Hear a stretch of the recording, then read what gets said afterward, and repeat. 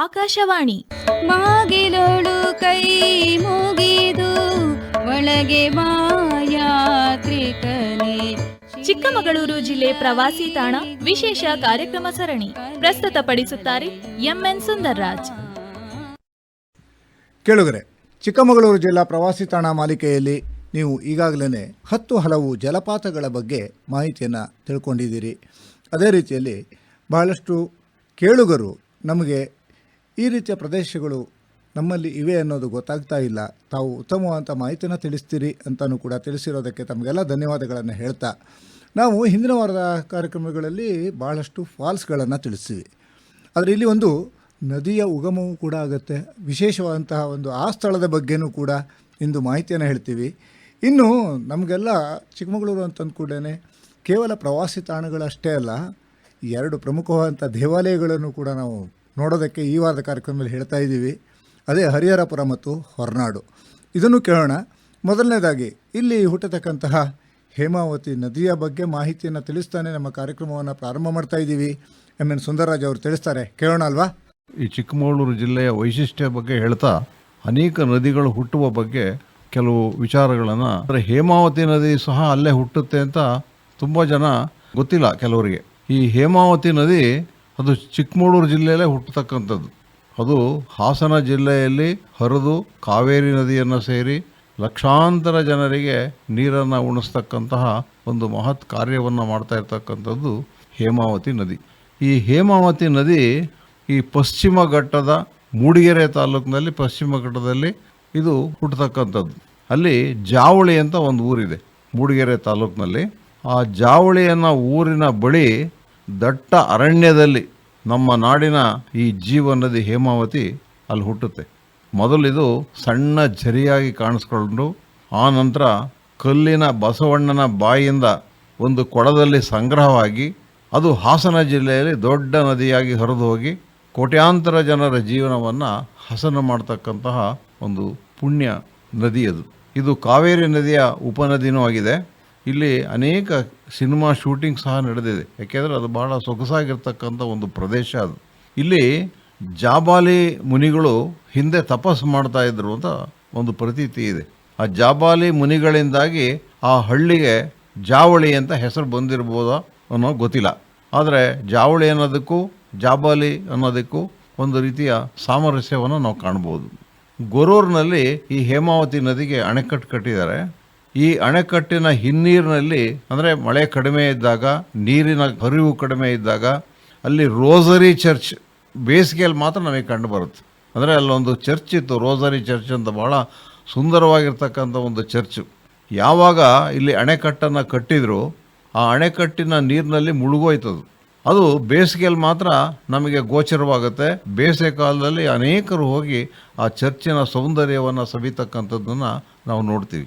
ಆಮೇಲೆ ಈ ಜಾಬಾಲಿ ಅಂದರೆ ಯಾರು ಅನ್ನೋದ್ರ ಬಗ್ಗೆ ಸ್ವಲ್ಪ ತಿಳ್ಕೊಂಬೋಣ. ಈ ಸತ್ಯಕಾಮನ ಹೆಸರನ್ನು ನಾವು ಕೇಳಿದ್ವಿ. ಸತ್ಯಕಾಮ ಜನಿಸಿದ ಮೇಲೆ ಅವನು ಗೌತಮರ ಬಳಿಗೆ ಹೋಗಿ ಶಿಷ್ಯತ್ವವನ್ನು ಪಡೆದು ಜಾಬಾಲಿ ಸತ್ಯಕಾಮ ಅಂತ ಹೆಸರಾಯ್ತು ಅವನಿಗೆ. ಅವನು ತನ್ನಲ್ಲಿರ್ತಕ್ಕಂಥ ಸಾವಿರಾರು ಗೋವುಗಳನ್ನು ಸಾಕಿದ್ದವನು. ಆ ಗೋವುಗಳಿಗೆ ಕುಡಿಯೋದಕ್ಕೆ ನೀರಿನ ಕೊರತೆ ಇದ್ದಿದ್ದರಿಂದ ಅವನು ಸಮೀಪದಲ್ಲೇ ಇರ್ತಕ್ಕಂಥ ಹೇಮಾವತಿ ಗುಡ್ಡದಲ್ಲಿ ಪಾರ್ವತಿಯ ಕುರಿತು ತಪಸ್ಸು ಮಾಡ್ದ. ಪಾರ್ವತಿ ಪ್ರತ್ಯಕ್ಷ ಆಗಿ ಶಿವನ ಶಿರದಿಂದ, ಅಂದರೆ ಅಲ್ಲಿ ಹಿಮದಿಂದ ಗಂಗೆ ಹರಿಸಿದ್ಲು. ಆದ್ದರಿಂದ ಅದಕ್ಕೆ ಹೇಮಾವತಿ ಅಂತ ನದಿ ಹೆಸರು ಬಂತು ಅಂತ ಒಂದು ನಂಬಿಕೆ ಇದೆ. ಈ ಒಣ ಭೂಮಿಯಲ್ಲಿ ನೀರು ಹರಿದು ಜನಜೀವನ ಸಂಪದ್ಭರಿತವಾಯಿತು ಅಂತ ನಾವು ತಿಳ್ಕೊಂಡಿದ್ವಿ. ಇಲ್ಲಿ ಹೋಗೋದು ಹೇಗೆ, ಹೇಮಾವತಿ ನದಿಯ ಉಗಮ ಸ್ಥಾನವನ್ನು ತಲುಪೋದು ಹೇಗೆ ಅಂತಂದರೆ, ಮೂಡಿಗೆರೆ ತಾಲೂಕಿನಲ್ಲಿ ಈ ಜಾವಳಿ ಗ್ರಾಮ ಇದೆ ಅಂತ ಹೇಳಿದೆ. ಆ ಜಾವಳಿ ಗ್ರಾಮಕ್ಕೆ ಚಿಕ್ಕಮಗಳೂರಿನಿಂದ ರಸ್ತೆ ಮಾರ್ಗ ಇದೆ. ಅಲ್ಲಿಂದ ಅರಣ್ಯ ಪ್ರದೇಶದ ಒಳಗೆ ಸುಮಾರು 1.5 ಕಿಲೋಮೀಟರ್ನಷ್ಟು ಗುಡ್ಡ ಏರಿ ಟ್ರೆಕ್ಕಿಂಗ್ ಮಾಡಿದರೆ ಅಲ್ಲಿಯ ನದಿ ಹರಿವು ಪ್ರಾರಂಭ ಆಗುತ್ತೆ. ಮಳೆಗಾಲದಲ್ಲಿ ಈ ಹರಿವು ಹೆಚ್ಚಾಗಿರೋದ್ರಿಂದ ನೋಡೋದಕ್ಕೆ ತುಂಬ ಸುಂದರವಾಗಿರ್ತಕ್ಕಂಥ ಒಂದು ದೃಶ್ಯ ನಮಗೆ ಕಾಣುತ್ತೆ.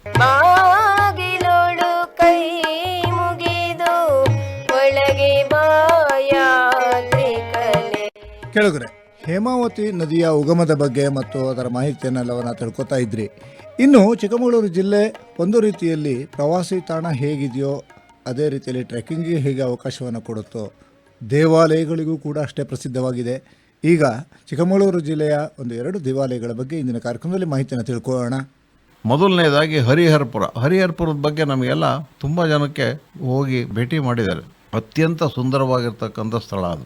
ಇಲ್ಲಿ ಹರಿ ಮತ್ತು ಹರ ಎರಡೂ ದೇವಸ್ಥಾನಗಳಿದ್ದಾವೆ. ಅದಕ್ಕೋಸ್ಕರವಾಗಿ ಇದನ್ನು ಹರಿಹರಪುರ ಅಂತ ಕರೀತಾರೆ. ಹರನ ದೇವಾಲಯ ಸುಮಾರು 400 ವರ್ಷದ ಹಿಂದಿಂದು.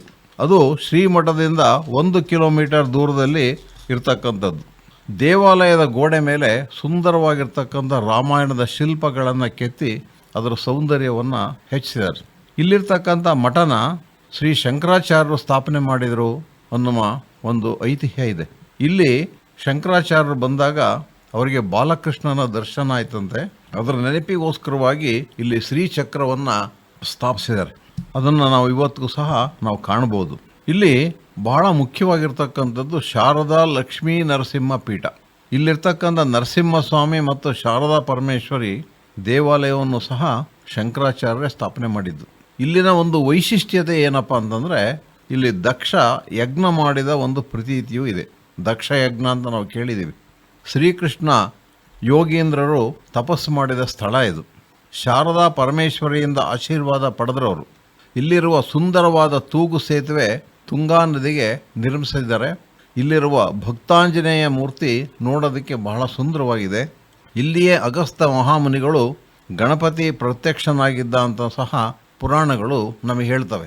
ಹರಿಹರಪುರ ಕೊಪ್ಪ ತಾಲೂಕಿನಲ್ಲಿರ್ತಕ್ಕಂಥ ಒಂದು ಗ್ರಾಮ. ಆದರೂ ಸಹ ಒಂದು ಗ್ರಾಮ ಅಂತ ಹೇಳಂಗೇ ಇಲ್ಲ. ಯಾಕೆಂದರೆ ನಾಡಿನಾದ್ಯಂತ ಇದಕ್ಕೆ ಭಕ್ತರಿದ್ದಾರೆ. ಪ್ರತಿ ದಿವಸ 100 ಜನ ಭಕ್ತರು ಇಲ್ಲಿ ಬಂದು ಹೋಗ್ತಕ್ಕಂಥದ್ದನ್ನು ನಾವು ನೋಡ್ಬೋದು. ಇಲ್ಲಿ ಬಂದ ಭಕ್ತರಿಗೆ ಪ್ರಸಾದ ವ್ಯವಸ್ಥೆನೂ ಇದೆ, ಉಳಿಯೋದಕ್ಕೆ ವಸತಿ ವ್ಯವಸ್ಥೆನೂ ಇದೆ. ಬೆಂಗಳೂರಿನಿಂದ ನಾವು ಬರ್ತೀವಿ ಅಂತಂದರೆ ಅಲ್ಲಿಂದ ಬಸ್ ವ್ಯವಸ್ಥೆನೂ ಸಹ ಏರ್ಪಡಿಸಿದ್ದಾರೆ.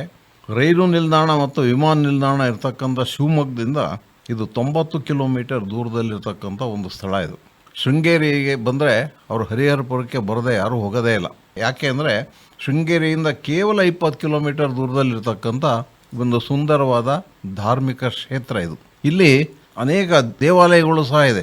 ಅದರಲ್ಲಿ ಭೂತೇಶ್ವರ ದೇವಾಲಯ, ವರದರಾಜ ವೆಂಕಟರಮಣ ದೇವಾಲಯ, ಇಂಥ ಅನೇಕ ದೇವಾಲಯಗಳು ಸಹ ನೋಡೋದಕ್ಕೆ ತುಂಬ ಸುಂದರವಾಗಿರ್ತಕ್ಕಂಥದ್ದು.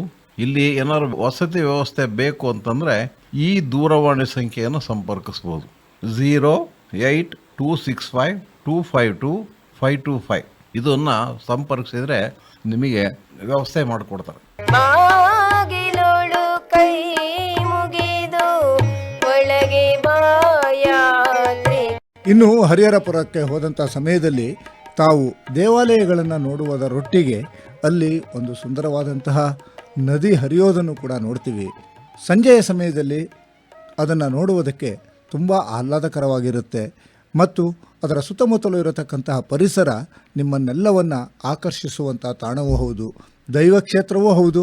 ಅದೇ ರೀತಿಯಲ್ಲಿ ಸುಂದರ ಪರಿಸರವನ್ನು ಹೊಂದಿದಂತಹ ಉತ್ತಮ ಪರಿಸರದ ತಾಣವೂ ಕೂಡ ಹೌದು. ಇದನ್ನು ನೋಡ್ತೀರಿ ಅನ್ನೋ ಆಶಯದೊಂದಿಗೆ ಇನ್ನೊಂದು ಪುಣ್ಯಕ್ಷೇತ್ರದ ಬಗ್ಗೆ ಈಗ ಮಾಹಿತಿಯನ್ನು ತಿಳ್ಕೊಳ್ಳೋಣ. ನಮ್ಮ ಮುಂದಿನ ಪಯಣ ಹೊರನಾಡಿಗೆ. ಹೊರನಾಡನ್ನು ನೋಡದೇ ಇರತಕ್ಕಂಥವರೇ ಭಾಳ ಕಡಿಮೆ ಅಂತ ಹೇಳ್ಬೋದು. ಯಾಕೆಂದರೆ ಚಿಕ್ಕಮಗಳೂರಿಗೆ ಬಂದವರು ಶೃಂಗೇರಿಯನ್ನು ನೋಡ್ಕೊಂಡು ಅಲ್ಲಿಂದ ಹರಿಹರಪುರಕ್ಕೆ ಬಂದು ಹೊರನಾಡಿಗನ್ನೂ ಭೇಟಿ ಮಾಡಿ ಹೋಗ್ತಕ್ಕಂಥ ಒಂದು ಜನವನ್ನು ನಾವು ನೋಡಿವಿ. ಭಕ್ತರು ಈ 3 ಪ್ರದೇಶಗಳನ್ನು ಖಂಡಿತ ಅವರು ಯಾವಾಗಲೂ ತಪ್ಪಿಸ್ಕೊಳಲ್ಲ. ಸಾಮಾನ್ಯವಾಗಿ ಈ ಹೊರನಾಡಿನ ಅನ್ನಪೂರ್ಣೇಶ್ವರಿ ದೇವಿಯ ದರ್ಶನವನ್ನು ಬಹಳಷ್ಟು ಜನ ನಾವು ಪಡಿಬೇಕು, ಅಲ್ಲಿನ ಒಂದು ಸೌಂದರ್ಯವನ್ನು ಸವಿಬೇಕು, ದೇವಿಯ ಒಂದು ಕೃಪೆಯನ್ನು ಪಡಿಬೇಕು ಅಂತಕ್ಕಂತಹ ಉದ್ದೇಶವನ್ನು ಇಟ್ಕೊಂಡೆ ಇಲ್ಲಿಗೆ ಬರ್ತಾರೆ. ಈ ಹೊರನಾಡು ಶೃಂಗೇರಿಯಿಂದ 75 ಕಿಲೋಮೀಟರ್ ದೂರ ಇದೆ. ಚಿಕ್ಕಮಗಳೂರಿನಿಂದ ಬರಬೇಕು ಅಂದರೆ ಸುಮಾರು ಒಂದು 100 ಕಿಲೋಮೀಟರ್ ಆಗುತ್ತೆ. ಹೊರನಾಡು ಎಂಥ ಒಂದು ಪ್ರದೇಶದಲ್ಲಿದೆ ಅಂತಂದರೆ ಸುತ್ತಮುತ್ತಲೂ ಗಿರಿ ಕಾನನಗಳು, ಹಸಿರಾಗಿ ತುಂಬಿರ್ತಕ್ಕಂಥ ಗಿರಿ ಕಾನನಗಳಿಂದ ಕೂಡಿರ್ತಕ್ಕಂಥದ್ದು. ಬಹಳ ಪ್ರಶಾಂತವಾಗಿರ್ತಕ್ಕಂಥ ಸ್ಥಳ. ಪಕ್ಕದಲ್ಲೇ ಭದ್ರಾ ನದಿ ಬೇರೆ ಹರಿಯುತ್ತೆ. ಆ ಭದ್ರಾ ನದಿಯ ದಡದ ಮೇಲಿರ್ತಕ್ಕಂಥ ಒಂದು ಪವಿತ್ರವಾಗಿರ್ತಕ್ಕಂಥ ಪ್ರವಾಸಿ ಸ್ಥಳ ಅಂತಂದರೆ ಈ ಹೊರನಾಡು. ಇಲ್ಲಿರ್ತಕ್ಕಂಥ ಪುರಾಣ ಪ್ರಸಿದ್ಧವಾದ ಕ್ಷೇತ್ರ ಈ ಪಶ್ಚಿಮ ಘಟ್ಟದ ಸುಂದರವಾದ ಪ್ರಕೃತಿಯ ಮಡಿಲಲ್ಲಿ ಆಸ್ತಿಕರಿಗೆ ಬಹಳಷ್ಟು ಮುದ ನೀಡ್ತಕ್ಕಂಥ ಒಂದು ತಾಣ ಆಗಿದೆ. ಅಂಥ ಒಂದು ಪ್ರದೇಶ ಬಹುಶಃ ನಾವು ಬೇರೆ ಕಡೆ ನೋಡೋದಕ್ಕೆ ಸಾಧ್ಯ ಇಲ್ಲ. ಅಲ್ಲಿ ಹೋಗ್ತಕ್ಕಂಥ ಎಲ್ಲ ಭಕ್ತರನ್ನ ಅಲ್ಲಿ ಉಳಿಯೋದಕ್ಕೆ ವಸತಿ ವ್ಯವಸ್ಥೆ ಇದೆ. ಅಲ್ಲಿ 3 ಹೊತ್ತು ಸಹ ಆಹಾರವನ್ನು ಪ್ರಸಾದವನ್ನು ನೀಡತಕ್ಕಂಥ ವ್ಯವಸ್ಥೆ ಇದೆ. ಎಲ್ಲರೂ ಸಹ ಅಲ್ಲಿ ಹೋಗಿ ಒಂದು ದಿವಸ ಇದ್ದು ಬರ್ತಕ್ಕಂತಹ ಒಂದು ಪ್ರವೃತ್ತಿಯನ್ನು ಬೆಳೆಸ್ಕೊಂಡಿದ್ದಾರೆ. ಕುಟುಂಬ ಸಮೇತ ಹೋಗಿ ಬಂದರೆ ಅದೊಂದು ಒಳ್ಳೆಯ ಪ್ರವಾಸ ಆಗುತ್ತೆ, ದೇವಿಯ ದರ್ಶನ ಆಗುತ್ತೆ. ಅತ್ಯಂತ ಸುಂದರವಾಗಿರ್ತಕ್ಕಂಥ ಬಂಗಾರದ ಮೂರ್ತಿಯನ್ನು ನಾವು ಅನ್ನಪೂರ್ಣೇಶ್ವರಿಯ ಒಂದು ಸನ್ನಿಧಿಯಲ್ಲಿ ನಾವು ಕಾಣಬಹುದು. ಬಾಗಿಲೋಳು ಕೈ ಮುಗಿದು ಒಳಗೆ ಬಾಯಾತ್ರಿಕನೇ. ಕೆಳಗಡೆ ನಮ್ಮ ಇಂದಿನ ಕಾರ್ಯಕ್ರಮದಲ್ಲಿ ನೀವು ಹೇಮಾವತಿ ನದಿಯ ಬಗ್ಗೆ ತಿಳ್ಕೊಂಡ್ರಿ. ಹಾಗೆಯೇ ನಮ್ಮ ಚಿಕ್ಕಮಗಳೂರು ಜಿಲ್ಲೆಯ ಹರಿಹರಪುರ ಮತ್ತು ಹೊರನಾಡು ಕ್ಷೇತ್ರಗಳ ಬಗ್ಗೆನೂ ಕೂಡ ಮಾಹಿತಿನ ತಿಳ್ಕೊಂಡ್ರಿ. ಇನ್ನು ಹಲವು ಪ್ರದೇಶಗಳ ಬಗ್ಗೆ ಮಾಹಿತಿಯನ್ನು ತಿಳಿಸೋದಿದೆ. ನಿಮಗೂ ಕೂಡ ನಿಮ್ಮ ಚಿಕ್ಕಮಗಳೂರು ಜಿಲ್ಲೆಯ ಹಲವು ಪ್ರಾಂತ್ಯಗಳ ಬಗ್ಗೆ ಮಾಹಿತಿಯನ್ನು ಕೊಡಬೇಕು ಅಂತ ಆಸಕ್ತಿ ಇದ್ದರೆ ತಾವೂ ಕೂಡ ನಮ್ಮ AIRBDVT@gmail.comಗೆ ತಮ್ಮ ಊರಿನ ಮಾಹಿತಿಯನ್ನು ತಿಳಿಸೋದಕ್ಕೆ ಅವಕಾಶ ಇದೆ. ಹಾಗೆಯೇ ಈ ಕಾರ್ಯಕ್ರಮ ಸರಣಿಯಿಂದ ನೀವು ಕೂಡ ಪ್ರೇರಿತರಾಗಿರಬಹುದು, ಹಲವಾರು ಪ್ರದೇಶಗಳನ್ನು ಭೇಟಿ ಮಾಡ್ತಿರಬಹುದು. ಅದನ್ನು ಕೂಡ ಯೋಚನೆಯನ್ನು ಮಾಡ್ತಾ ಇದ್ದರೆ ಬಹಳ ಒಳ್ಳೆಯದು. ಈ ಒಂದು ಪ್ರವಾಸಿ ಸ್ಥಳ ನಮಗೆ ಅತ್ಯಂತ ಪ್ರಮುಖ ಯಾಕಾಗತ್ತೆ ಅಂತಂದರೆ ಹಲವು ನೊಂದು ಬೆಂದ ಜೀವಗಳಿಗೆ ಮರುಜೀವವನ್ನು ಕೊಡುವಂತಹ ಸ್ಥಳಗಳು ಇವಾಗಿರುತ್ತೆ. ಅದೇ ರೀತಿಯಲ್ಲಿ ಹಲವಾರು ಜನರು ವಾರಪೂರ್ತಿ ಕೆಲಸ ಮಾಡಿದ ನಂತರದಲ್ಲಿ ವೀಕೆಂಡ್ನಲ್ಲಿ ಅಂದರೆ ವಾರದ ಕೊನೆಯಲ್ಲಿ ಇರತಕ್ಕಂಥ ರಜಾ ದಿನವನ್ನು ಕೂಡ ಈ ಥರದ ಪ್ರವಾಸಗಳಿಗೆ ಉಪಯೋಗಿಸಿಕೊಂಡಾಗ ಆಹ್ಲಾದಕರವಾದಂತಹ ವಾತಾವರಣದಲ್ಲಿ ನೀವು ಹೋಗಿ ಬಂದಾಗ ಪುನಃ ಕೆಲಸ ಮಾಡುವ ಹುಮ್ಮಸ್ಸು ಶಕ್ತಿಯೂ ಕೂಡ ಹೆಚ್ಚಾಗತ್ತೆ. ಆ ರೀತಿಯ ಒಂದು ಯೋಚನೆಯನ್ನು ಮಾಡಿ ಪ್ರವಾಸ ಯಾವತ್ತೂ ಪ್ರಯಾಸವಾಗಿರಬಾರ್ದು. ಪ್ರಯಾಸವಿಲ್ಲದೆ ಪ್ರವಾಸ ಮಾಡುವುದಕ್ಕೆ ನೀವು ಹೋಗುವುದಕ್ಕಿಂತ ಮೊದಲೇ ಅಲ್ಲಿ ಏನೇನನ್ನು ನೋಡ್ಬೋದು, ಸುತ್ತಮುತ್ತಲೂ ಏನೇನನ್ನು ನೋಡ್ಬೋದು ಅನ್ನೋದನ್ನೆಲ್ಲವನ್ನು ತಿಳಿದುಕೊಂಡು ಹೋದಾಗ ನೀವು ಪ್ರವಾಸವನ್ನು ಸುಖಕರವಾಗಿ ಮುಗಿಸಿಕೊಂಡು ಬರೋದಕ್ಕೆ ಸಾಧ್ಯ ಆಗುತ್ತೆ. ಇದು ನಮ್ಮ ಈ ಪ್ರವಾಸಿ ತಾಣದ ಮಾಹಿತಿಯನ್ನು ಕೊಡುವಂಥ ಕಾರ್ಯಕ್ರಮದ ಪ್ರಮುಖ ಅಂಶವೂ ಕೂಡ ಹೌದು. ನಿಮಗೆ ಈ ಎಲ್ಲ ಮಾಹಿತಿಯನ್ನು ತಿಳಿಸ್ತಾ ಇದ್ದೀವಿ. ಈ ಮಾಹಿತಿ ನಿಮಗೆ ಹೇಗೆ ಅನಿಸ್ತಾ ಇದೆ ಅನ್ನೋದನ್ನು ನೀವು ಕೂಡ ನಮಗೆ ತಿಳಿಸ್ತೀರಿ ಅನ್ನೋ ಆಶಯದೊಂದಿಗೆ ಮುಂದಿನ ವಾರ ಪುನಃ ಭೇಟಿಯಾಗೋಣ. ನಮಸ್ಕಾರ. ಬಾಗಿಲೋಳು ಕೈ ಮುಗಿದು ಒಳಗೆ ಬಾಯಾತ್ರಿಕನೇ. ಇದುವರೆಗೆ ಚಿಕ್ಕಮಗಳೂರು ಜಿಲ್ಲೆ ಪ್ರವಾಸಿ ತಾಣ ವಿಶೇಷ ಕಾರ್ಯಕ್ರಮ ಸರಣಿ ಕೇಳಿದಿರಿ. ಪ್ರಸ್ತುತಪಡಿಸಿದವರು MN ಸುಂದರ್ರಾಜ್. ನಿರ್ವಹಣೆ ಆಕಾಶವಾಣಿ ಭದ್ರಾವತಿ ಕೇಂದ್ರದ ಕಾರ್ಯಕ್ರಮ ಮುಖ್ಯಸ್ಥರಾದ SR ಭಟ್.